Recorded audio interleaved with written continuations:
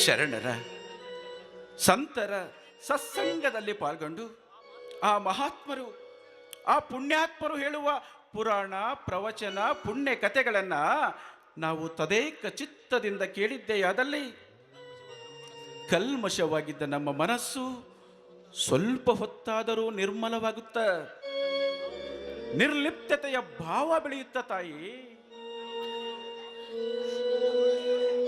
ನೋಡಿ, ನೀವು ಹೇಳುವ ಮಾತು ನನಗೆ ಸರಿಯಾಗಿ ಅರ್ಥ ಆಗದೆ ಇದ್ರು ಈ ಮನೆಗೆ ಬಂದು ಹೋಗುವ ಗಂಡಸರ ಬಾಯಿಂದ ಬರೀ ಸೊಂಟದ ಕೆಳಗಿನ ಅಸಹ್ಯಕರವಾದ ಮಾತನ್ನೇ ಕೇಳಿದ ನನಗೆ ಇಂದು ಈ ನನ್ನ ಕಿವಿಗಳಿಗೆ ಬಂಗಾರದ ಗಿಂಡಿಯಲ್ಲಿ ಜೇನುತುಪ್ಪ ಸುರಿಯದಷ್ಟು ಆನಂದವಾಗ್ತಾ ಇದೆ. ನಿಮ್ಮ ಮಾತನ್ನ ಕೇಳ್ತಾ ಇದ್ರೆ ಹಾಗೆ ಕೇಳಬೇಕು ಕೇಳಬೇಕು ಅಂತ ಅನಿಸ್ತಾ ಇದೆ. ಯಾಕೆ ಹೀಗಾಗ್ತಾ ಇದೆ? ಇದಕ್ಕೆ ಏನನ್ನುತ್ತಾರೆ?